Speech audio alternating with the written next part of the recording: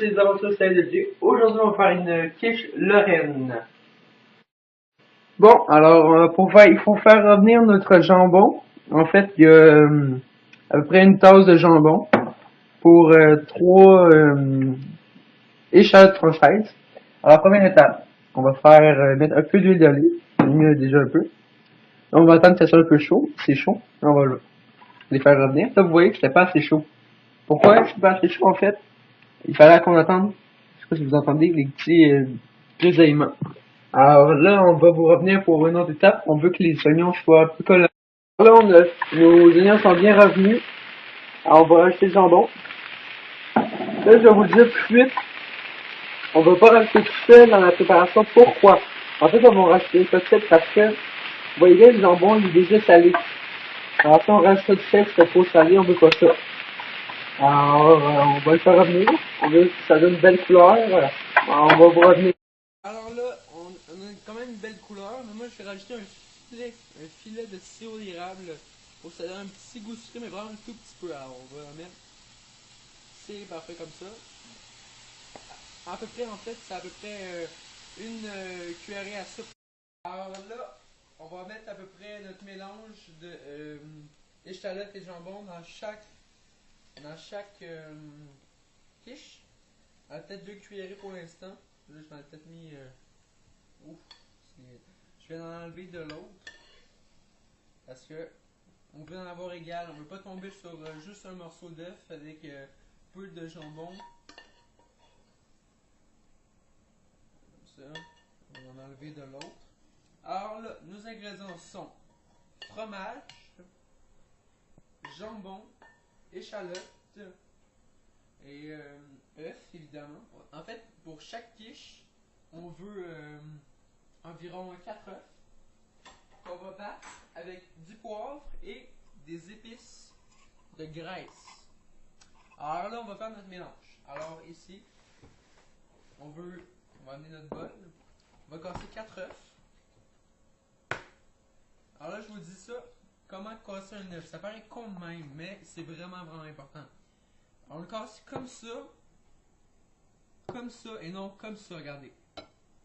Pourquoi comme ça? En fait, parce que si on le casse comme ça, on casse la membrane, puis l'œuf est plus très bon. Alors, si on le casse comme ça, puis on rentre nos doigts dedans, on n'a pas cassé la membrane, puis l'œuf est encore, il est pas cassé. Alors là, on va en faire 4. 4 qu'on va battre. Hop. On va battre soit avec un fouet, soit avec une fourchette. Moi, je préfère la fourchette. Alors, on va casser, on va le casser, on va le casser. Et on le bat. Et on le bat.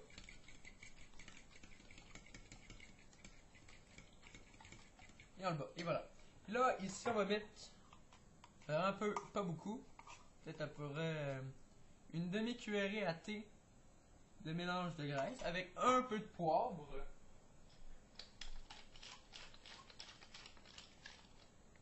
Puis on refait ça pour chaque quiche. Alors là, avant, et voilà, on l'amène ici. Puis on va l'amener pour un. Et voilà. Puis n'oubliez pas qu'il y aura le fromage aussi. Alors, on va revenir pour toutes les quiches. Alors, on va enfourner nos quiches à 375 pendant 15 minutes. En fait, 15 premières minutes. Et après les 15 premières minutes, on va rajouter le fromage. Pendant 5 minutes, il va gratiner, 5-10 minutes. Puis après, il va être prêt à manger. Alors, on va se revoir dans 15 minutes plus tard, quand il va être prêt. Pour l'avant-dernière étape, en fait, on va mettre le fromage. On va en mettre quand même beaucoup. On en veut quand même une bonne partie. Là. Alors, on va prendre au moins une poignée pour chaque quiche, puis après on finira. Moi, je dirais une poignée pour chaque truc, ça serait parfait. Alors là, hop.